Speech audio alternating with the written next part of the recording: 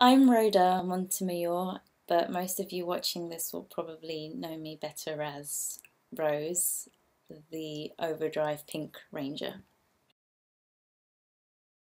Rose, Operation Overdrive, clearly. And I'm not lying about that. It actually is one of my favourite roles. The short answer of that is I didn't. Um, and the long answer, which I'll try to keep short and concise, is years ago my older sister Renee, who is also an actor, pushed me into the performing arts. Well, she encouraged me to go and study dance in particular, which I then went and did for a few years. And after graduation, I danced for a little while, and eventually some acting roles started coming my way. And I guess you can just say that I sort of fell into acting. But I'm very happy I did, because I don't regret any of it for 1 second. I don't have a preference. I think each job is different, so television, film, stage, I think it just depends on the actual job, it depends on the role, and it also depends on the people that you work with, so it doesn't really matter to me whether it's a film or TV. What I'm currently working on is producing a couple of things that are in the pipeline. I've written a few things, and my friend and I have set up our own production company, and we've produced one of the short film scripts that I've written, and we're now currently working on something else. So yeah, watch this space. I'm going to say the usual stuff that most people probably hear, which is, you know, work hard, keep going, dream big, just go for it. And it's, in some respects that's true, and I agree with that. Life is definitely too short, so just go for it. If it's something that you have passion for, then do it. I totally encourage that. However, on the flip side of things, I also want to add that if you are not 200% passionate about being an actor, and that there is something else that you could possibly do, then I say do that. Purely because, I know it sounds negative, but purely because it can be quite a tough industry. And speaking from my personal experience and observing others close to me, around me, I would say that it's just one of those industries where you really have to be able to take a lot of rejection. And from my personal experience, I know that I have had some success. I've had more success than some people, and less success than others that I know. So I feel like I'm very grateful for everything that I've experienced to date. However, it hasn't been an easy ride, and you really need to have a thick skin if it's something that you really want to do. So make sure that if you're going to do this, be prepared, and make sure that you really want to do it. Well, everyone I meet, all the people in my life have inspired me in one way or another, including my cats.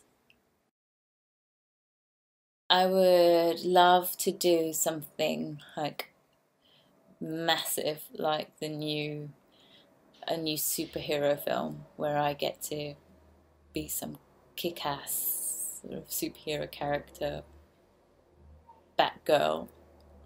I'm just putting it out there. But yeah, I'd love to do something like that, like a massive budget film where I get to be a superhero. I like to read. My favourite kind of books are uh, fiction. I like to be transported far away, so I like books that can do that for me. And I also like to practice Bikram yoga, which is the heated yoga. I have an agent, and they look after all the jobs, the castings, auditions that come my way, and they put me up for things. So that's how I heard about it. No, I was always ever up for Rose. Close to all of them, really. I had a special relationship with each member of the cast, so I can't really answer that one. I can talk about the relationships like in a bit more detail. Like, for example, Samuel, we started the journey together. He was the first one I met in London. We travelled out there together, and he was like my little brother during the shoot. He was my London connection, so we had that in common. And Gareth and I were the two oldest members of the cast, and we spent many a night talking about the meaning of life and other deep questions. So yeah, that was fun. And Caitlin, beautiful Caitlin, I spent a lot of time with, because we were the two sort of female rangers of the cast, and we shared dressing rooms together. We lived quite close to each other, and yeah, we were sometimes picked up quite a lot together with the cast car. So we did get to spend a lot of time together, and we were the two girls, so we'd go shopping together and stuff. So that was lovely. And then there was James, who I think James and I had a lot in common. We still do. We still keep in touch. In fact, I saw him, I was going to say a few months ago, but I think it's like, I actually think that it was last year, but it felt quite recent. Um, yeah, James and James introduced me to a lot of fun stuff to watch on like new comedy series. Like we'd do a lot of that together. We'd watch a lot of sort of DVDs together. So I really can't say who I was closest with, and I still do keep in touch with them. But I guess James is someone that I've kept in touch with the most since it finished.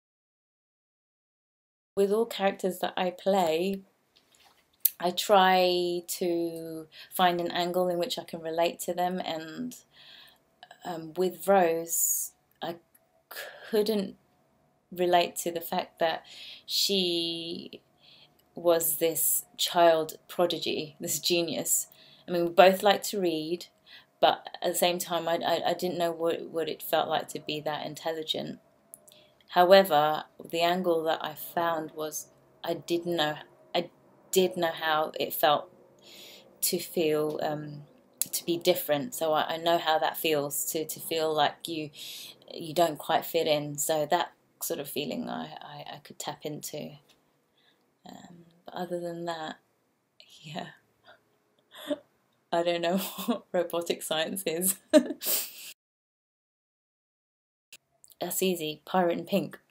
Every time I'm asked that, I always have the same answer, Pirate in Pink. It was a hell of a lot of fun being Rosie the Bold.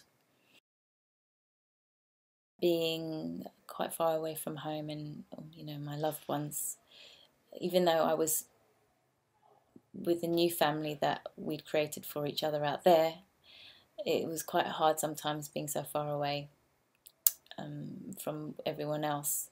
And also the time difference as well. So when I wanted to speak to someone at home, you'd have to really time it because we were on opposite sides of the world. So you had like a little small window of opportunity to call each other.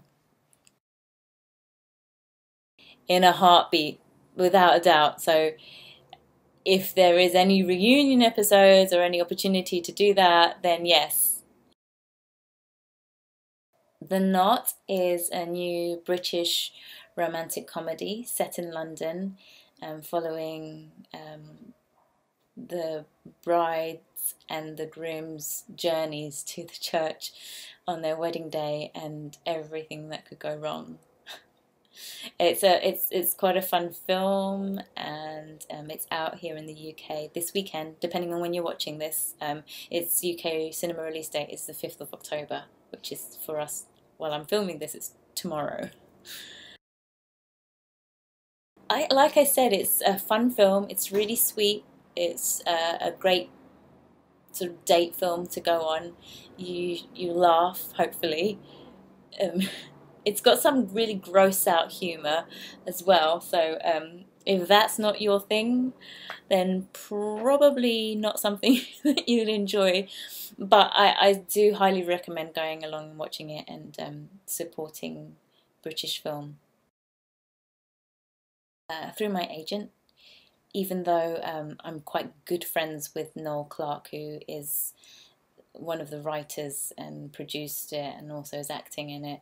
So he's had the script for a while, and I actually read the script in its earlier days, years ago. So when my agent told me that they'd contacted them and said that the script had gone into production, I was thrilled to hear that and very excited to be a part of it.